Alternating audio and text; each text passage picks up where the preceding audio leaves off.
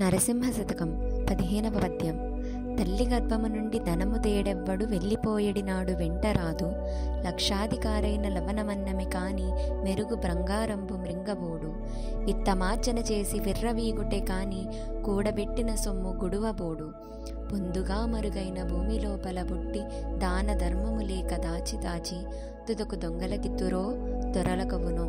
తేని జుంటీగలియ్యవా తిరువరులకు భూషణ వికాస శ్రీ ధర్మపుర నివాస దుష్ట సంహార నరసింహ త్వరిత దూర. భావం: నరసింహ, తల్లి గర్భం నుంచే ధనము తేడెవ్వడు. పోయేటప్పుడు ఈ ధనము కూడా రాదు. లక్షాధికారైన ఉప్పు అన్నమే తినాలి కానీ బంగారం మింగలేడు. తేనెటీగలు తేనెను పరులకిచ్చినట్లు ధనము కూడబెట్టి దానము కూడా చేయక అనుభవింపనివాడు ఆ సొమ్మును దొరలు పాలో దొంగల పాలో చేయను. హరే కృష్ణ.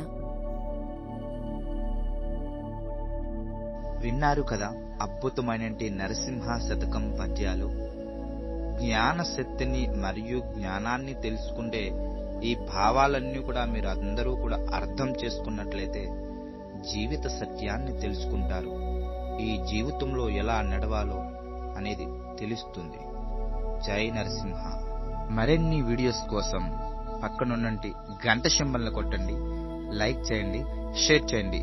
సనాతన ధర్మాన్ని కాపాడండి. Vaikuntham GDM YouTube channel. Hare Krishna.